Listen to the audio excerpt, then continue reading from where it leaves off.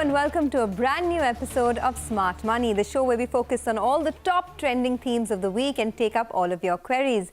The big theme that we're focusing on today is the FMCG stocks and, in fact, the myth of permanent outperformers. Now, there are a lot of sectors that give you an image that they are permanent outperformers. FMCG is one of them, the buy and forget kind of stocks. But in reality, the data suggests, the price movement suggests that FMCG stocks are in fact at best just market performers, or some have even been underperformers in the last decade. We hash this out and take up all of your queries with our guest on the show today. Devina Mehra, the chairperson at First Global, joins us now with her view and to speak about this subject. Devina, thanks so much for joining us on the show.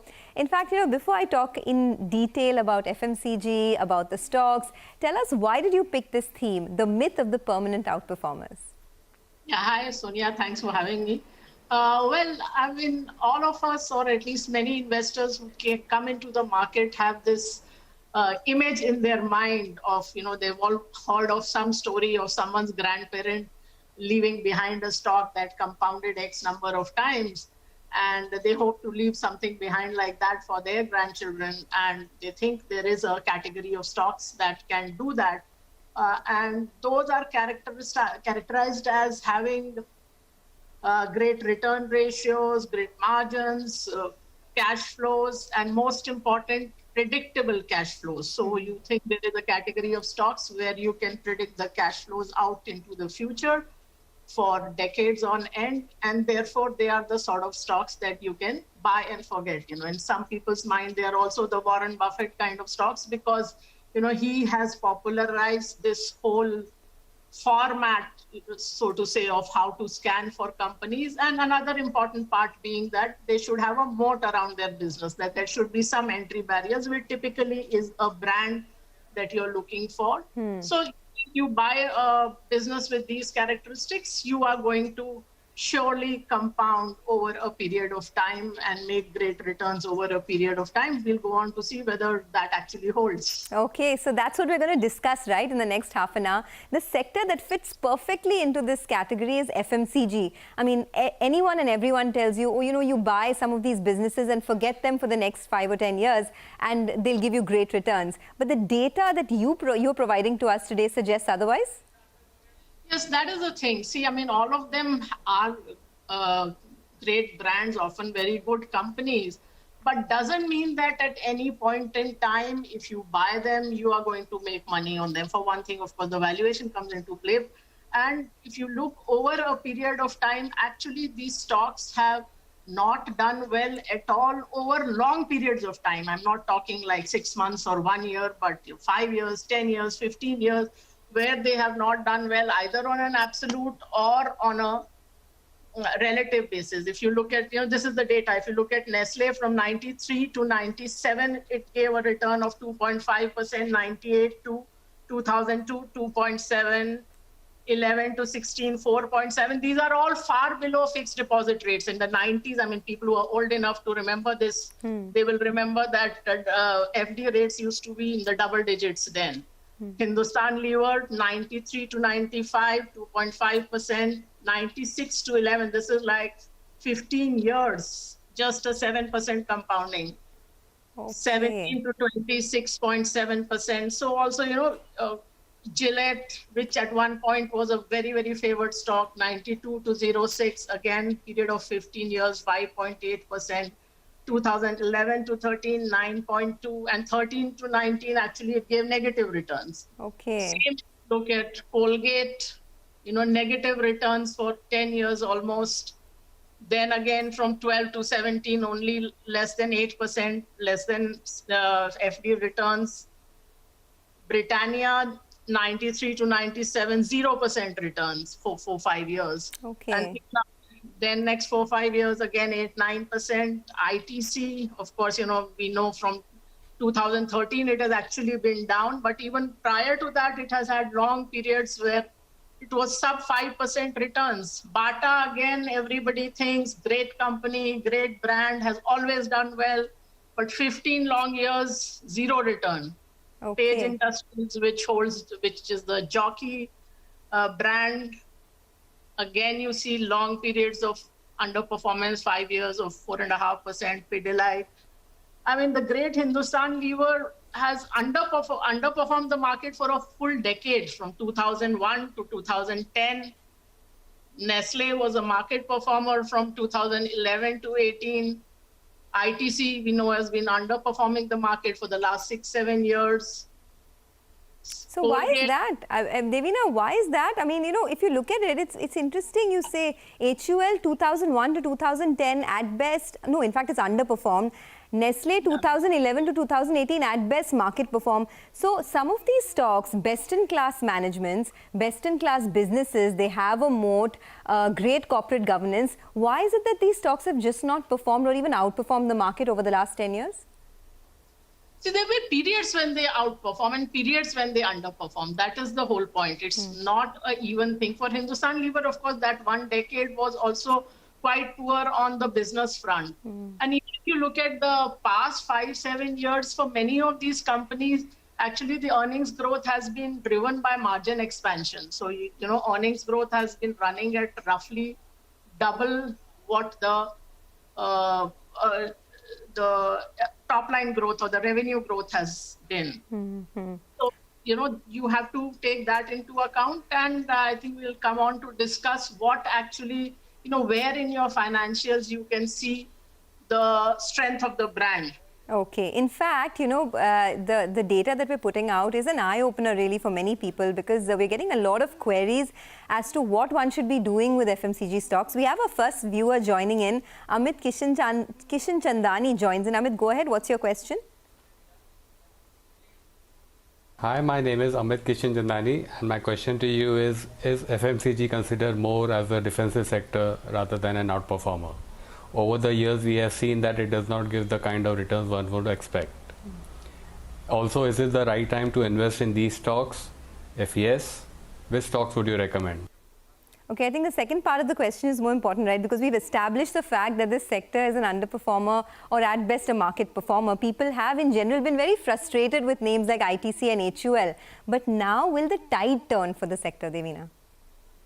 I was planning to address it a little later in the show on what the outlook is like. Sure. In terms of, what are going to be some of the pressures on FMCG. But Amitji, coming to your first part of your query, if you're looking for something defensive, then why not a fixed deposit? You don't have to be in equity, which brings, other point that very often people think of investments as looking at only a single asset class, which is equities. So there's no reason why you should be looking at, getting all the things you want from an investment and just, being defensive is a good objective. But then you should look at the fixed deposits and other fixed income instruments.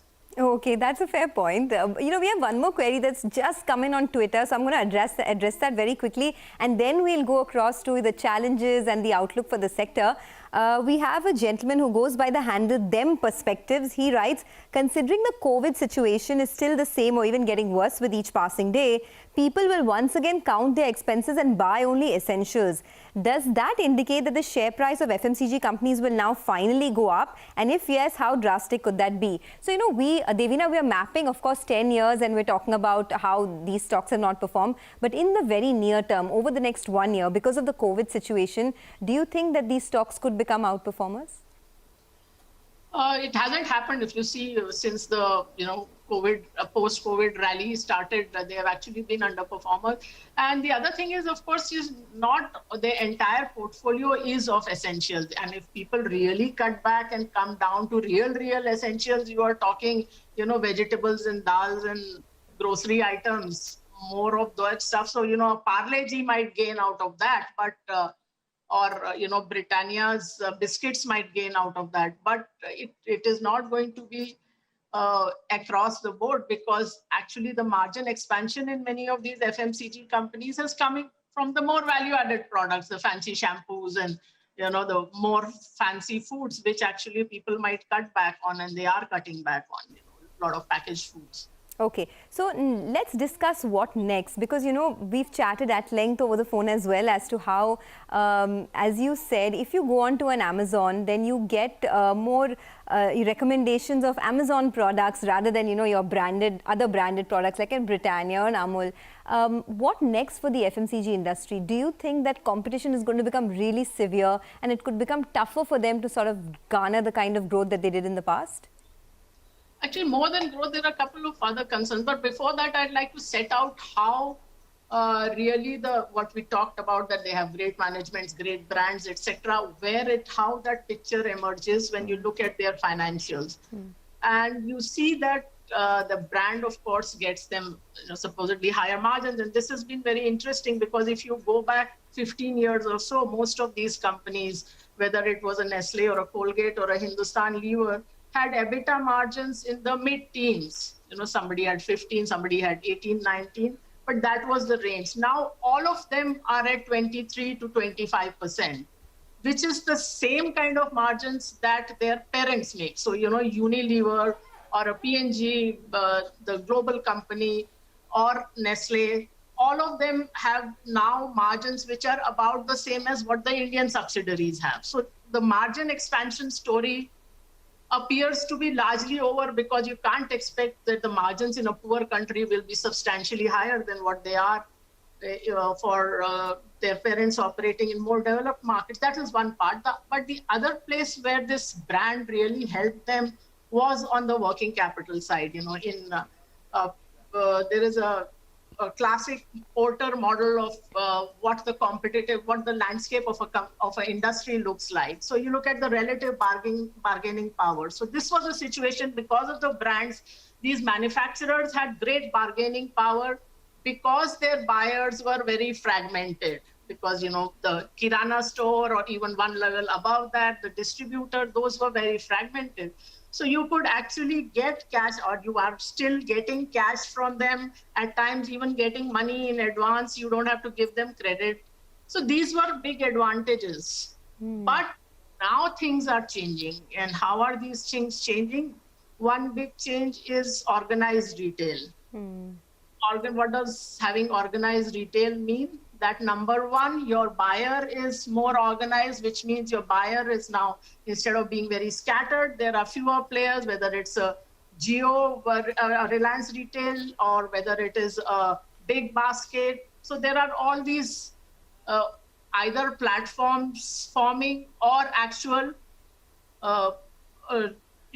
buyers becoming organized. So it's becoming like a Walmart negotiating with P&G in the US. So Walmart obviously has a lot of leverage, and that is what you will find over time. The retailers here will have more leverage over the manufacturers, so they will ask for higher credit. In fact, if you look at the receivable days, for instance, receivable days for Nestle are 3-4 days, for Hindustan Lever are 13 days. They're all in this range, 5 to 20 days. Whereas if you look at the global companies, their receivable days are 35 days, 40 days, 45 days, because they have to give credit to a Walmart or to a Target or whoever is buying their goods. So same thing will start happening in India. So you will see that there will be pressure in terms of the buyer asking for higher credit period. The other part is the margin, which is what you also mentioned, that as we were discussing earlier, that most of organized retail would want to give discounts to their customers. So part of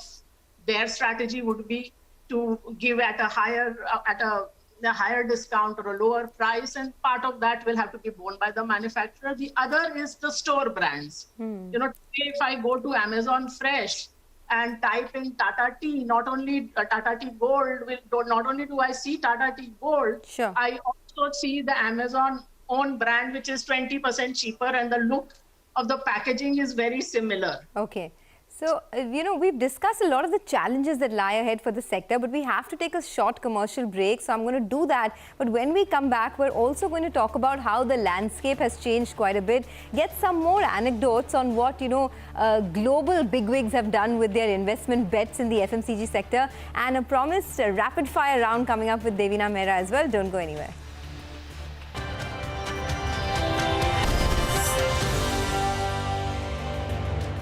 Welcome back, guys. You're still watching Smart Money on CNBC TV 18. We're talking about the myth of the permanent outperformers, and the sector on our radar today is FMCG. As you just saw before the break, many of these large cap FMCG stocks have at best been either market performers or underperformers in the last 10 years. We've mapped it out over 10 years, and there are now challenges that lie ahead as well. Devina Mehra has been speaking with us, and she's been harping on this point that there are so many challenges that lie ahead for this sector. In fact, we have a query coming in from one of our Twitter followers, Sugam Anand, who writes into us. He has an interesting question.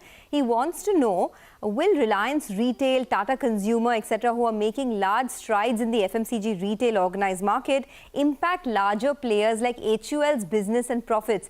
Devina, we were just speaking about this before the break as to how not only will there be margin pressure, but there's so much more competitive pressure in the industry as well.